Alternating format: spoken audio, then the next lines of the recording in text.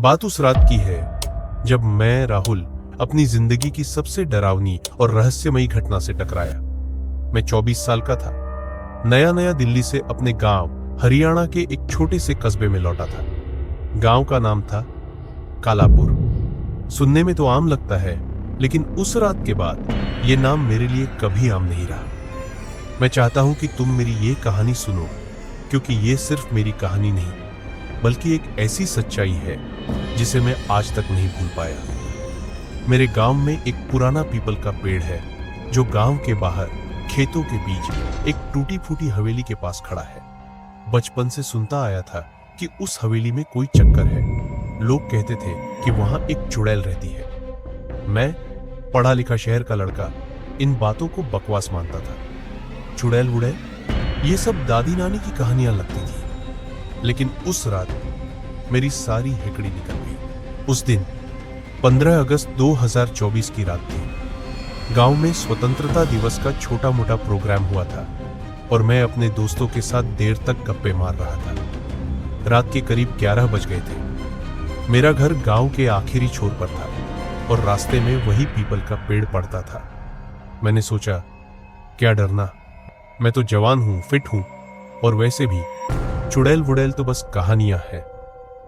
मैंने अपने दोस्तों को बाय कहा और अकेले ही घर की ओर निकल पड़ा। रास्ता सुनसान था, सिर्फ झींगुरों की आवाज और दूर दूर तक खेतों की साए साए। चांद की हल्की रोशनी थी, लेकिन बादल छाए हुए थे। मैं चल रहा था अपने फोन में गाना सुनते हुए। अचानक मेरे ईयरफोन में गाना बंद हो गया। मैंने फोन चेक किया, बैटरी फुल थी, लेकिन स्क्रीन अपने आप बंद हो गई।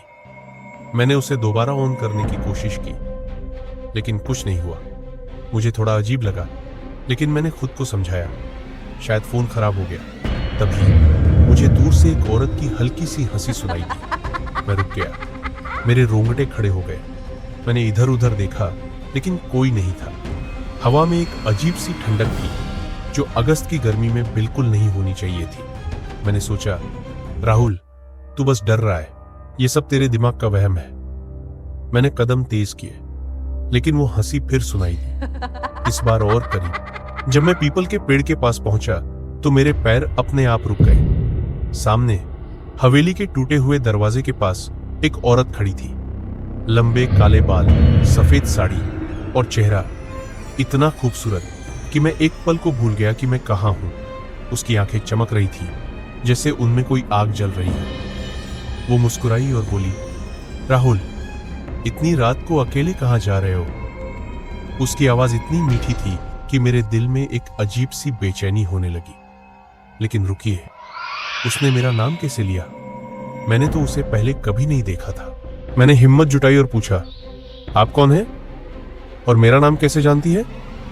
वो हंसी, और इस बार उसकी हंसी में कुछ डरावना था। उसने कहा, मैं यहां की हूं, तू नया है, लेकिन मैं तुझे जानती हूं।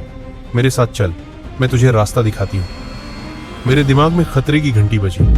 मैंने कहा, नहीं, मुझे जाना है, और तेजी से आगे बढ़ने की कोशिश की, लेकिन मेरे पैर जैसे जम गए। मैं हिल नहीं पा रहा था। तभी उसने अपना चेहरा मेरी ओर किया। उसकी आंखें अब लाल थीं और चेहरा वो अब खूबसूरत नहीं था। उसका मुंह बड़ा हो गया, दांत नुकीले और बाल हवा में लहराने लगे। मैं चिल्लाना चाहता था, लेकिन मेरी आवाज गले में अटक गई।